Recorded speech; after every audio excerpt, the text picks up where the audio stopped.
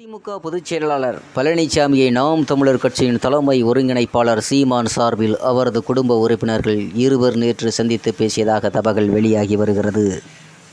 லோக்சபா தேர்தலில் திமுக கூட்டணிக்கு இணையாக பலம் பொருந்திய கூட்டணியை உருவாக்க பிரதான எதிர்க்கட்சியான அதிமுக தலைமை விரும்புகிறது.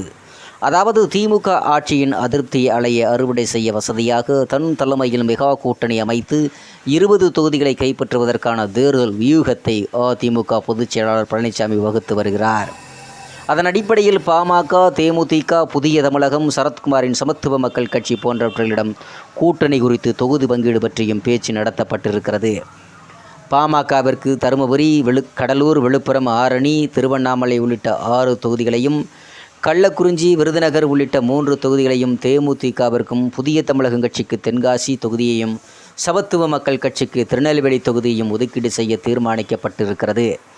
அதே நேரத்தில் பாமக, தேமுதிக உள்ளிட்ட தொகுதிகளை தவிர ஓட்டு வங்கி கூடுதலாக வைத்திருக்கக்கூடிய நாம் தமிழர் கட்சியையும் கூட்டணியில் சேர்த்தால் திமுக கூட்டணிக்கு இணையான பலத்தை அதிமுக அணி பெறும் என பழனிசாமி நம்புகிறார்.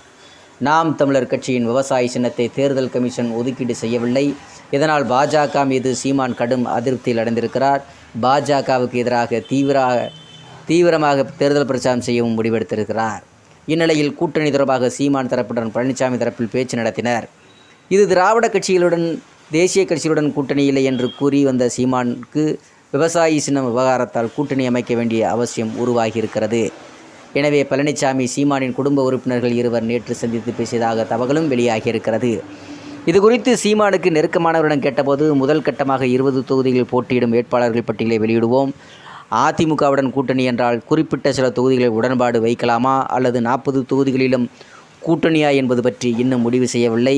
அதிமுக கூட்டணியில் 6 தொகுதிகளை தருவதாக பேச்சு நடத்தப்பட்டிருக்கிறது. இந்த விவகாரத்தில் சீமான் முடிவுதான் இறுதியானது என்றார் சில நபர்கள் என்ற செய்தி வட்டாரங்களில் கூறுகிறது. நன்றி, வணக்கம்.